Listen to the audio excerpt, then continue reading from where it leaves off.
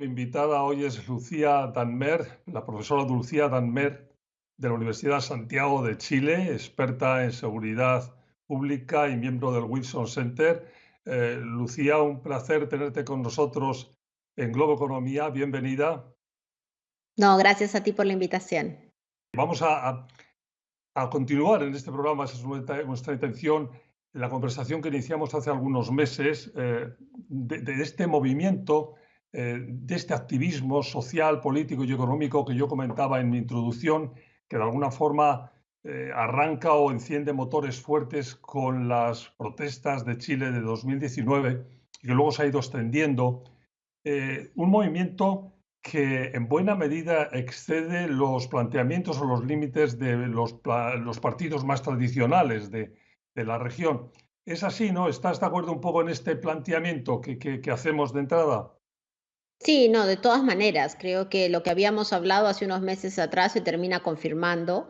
Lo que tenemos en América Latina es una crisis política muy fuerte que aumentada por la crisis sanitaria del COVID genera, digamos, niveles de angustia y de frustración muy importantes en la ciudadanía que no reconocen el modelo económico y social que se ha desarrollado como un modelo de oportunidades, sino como uno de exclusión, que no reconocen muchos de los temas de los partidos políticos tradicionales, porque justamente no están los temas de mujer, no están los temas ambientales, no están los temas profundos de desigualdad, y que además reconocen la necesidad de salir a la calle para pedir cambios, yo te diría con mucho más fuerza en el rol del Estado, ¿no? Y ahí no solo es la crisis política, sino sobre todo el drama humano que estamos viendo en el marco del COVID.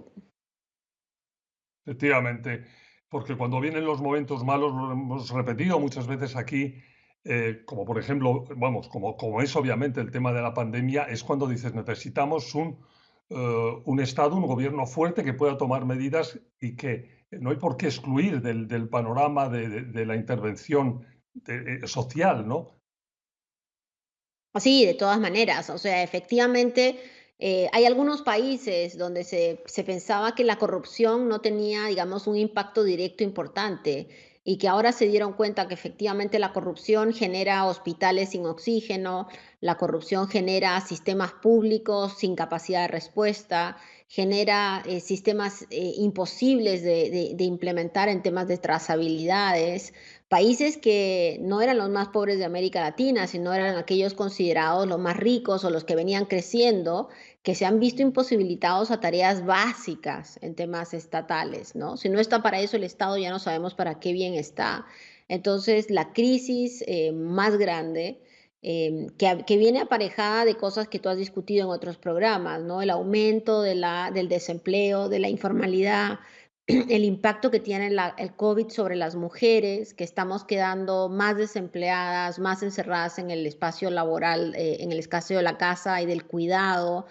Todo eso aumenta la sensación que hay un grupo muy pequeño que nos ha gobernado por muchos años y que no ha logrado, y en algunos casos, en algunos países no han querido, ¿cierto?, cambiar las cosas para mejor para las mayorías. Y en ese vértice estamos ahora.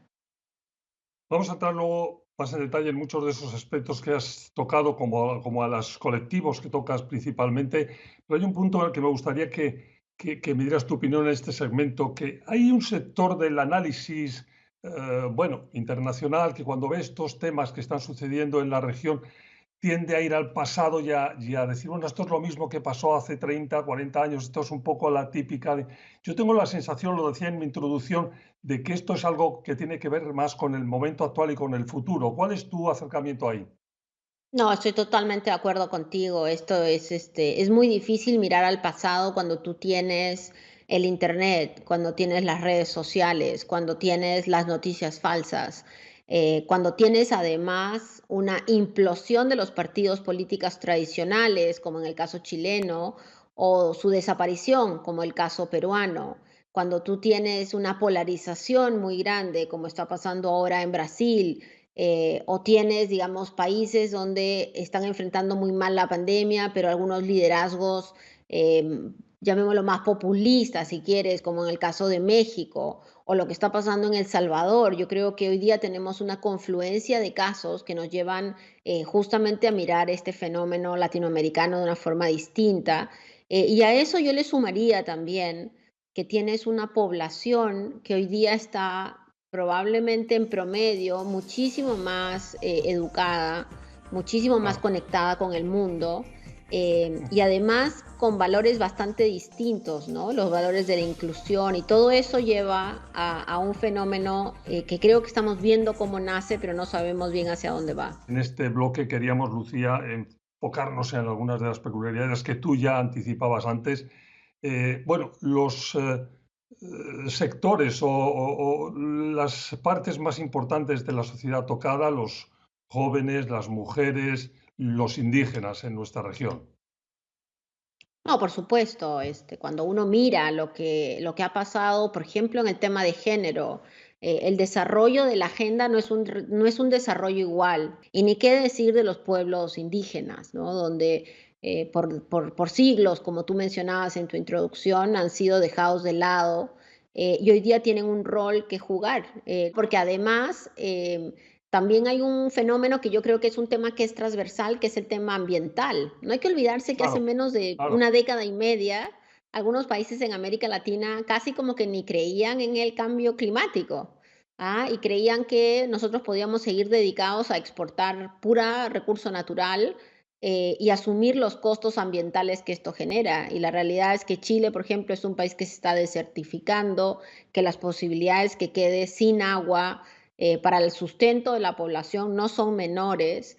Entonces también eso traspasa la crisis económica y política. Entonces, Claro. lo que tú tienes es un desafío en demasiados niveles. El tema medioambiental es tremendamente importante en todos estos movimientos y además, como dices tú muy bien, es transversal en muchos de estos asuntos que tienen que ver con la inclusión de las poblaciones indígenas, porque ahí hay prácticas y temas de agroforestal y de formas de cuidado de la naturaleza que nos interesa muchísimo preservar, ¿no? Y que están en el deseo de la modernidad, del futuro tecnológico, el que vayan de la mano de ese tipo de conservación de la naturaleza. Es que es algo como, y también tiene que ver todo con el tema económico, de que esa es la economía del futuro, la economía basada en la sostenibilidad. Es así, ¿no? Así es, o sea, esto sí, esta idea de no importa que destruyo el planeta, pero después le pongo un dinero para poner unos árboles, eso ya no da más, porque el planeta está jugando sus últimos minutos. Entonces, si queremos hacer de este un desarrollo sustentable y sostenible, pues tenemos que pagar más impuestos, probablemente tenemos que pensar en una calidad de vida como eje del desarrollo, y calidad de vida no significa trabajar hasta morir, sino significa tener espacios también de diversión, significa tener mejor calidad en la relación entre individuos. Y ese es un cambio copernicano de lo que veníamos haciendo, ¿no? Esta cosa que casi como que trabajabas 24/7 era un emblema de un buen trabajador. Creo que tenemos que cambiar esa perspectiva, y como todo cambio cultural, no va a ser rápido. Sí, sí. Otro tema importantísimo que tú citabas nada más empezar el programa y que me parece fundamental citarlo así al empezar siempre a hablar de este tema es la corrupción. La corrupción está unida a todos estos movimientos, a este activismo, porque es una situación que no tiene, eso, igual, no tiene piernas a futuro, no da más de sí.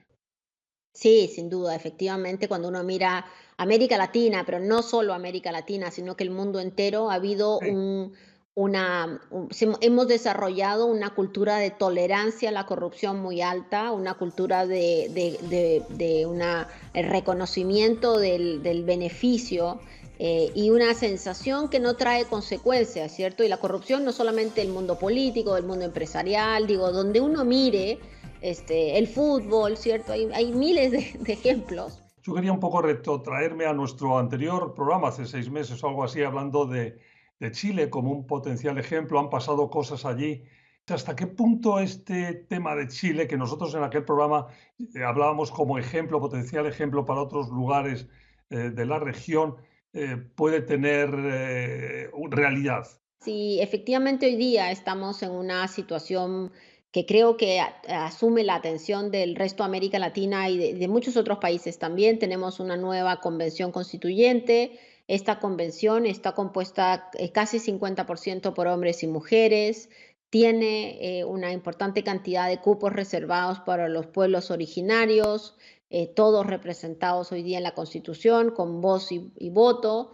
Y después ha habido efectivamente una demostración de la crisis de los partidos históricos, tradicionales, como la democracia cristiana, que tienen un solo representante, o partidos de la izquierda más tradicional, como el Partido por la Democracia, que finalmente no tiene ninguno o uno también.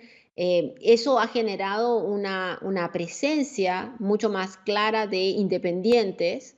Pero acá quiero decir una cosa, no son cualquiera, no es que la gente votó en la rabia por cualquier persona. Están llegando mujeres científicas, están llegando dirigentes sociales de base, gente que está en los temas ambientales, que tiene un reconocimiento muy claro por los temas de género, por los temas de los pueblos originarios, todo lo que hemos conversado. Y ahí Sí, yo creo que se va a convertir en un espacio para mirar hasta qué punto Chile eso, puede demostrar que un cambio es posible en democracia. ese era nuestro punto y ese vuelve a ser mi punto y mi pregunta hoy. ¿Tú crees que efectivamente estamos o sea, que eres optimista en que se convierte en un ejemplo para otro montón de lugares en el del mundo? Bueno, como todo es tan líquido, creo que hay que mirar día a día, pero por lo pronto la salida institucional fue una salida posible. Estábamos en una situación de una crisis violenta muy fuerte, con unos enormes niveles de frustración y ansiedad ciudadano. La crisis política, digamos, la crisis institucional se resolvió con temas políticos, con el tema del cambio constituyente, y ahora ese cambio va a traer sus propias dinámicas de conflicto. Pero puede ser un escenario interesante. Tenemos que irnos enseguida y en 30 segundos tu wrap up de todo lo que hemos dicho, por dónde, qué hacemos para ir en la dirección correcta y sacar solo lo positivo de todos estos movimientos en marcha en la región.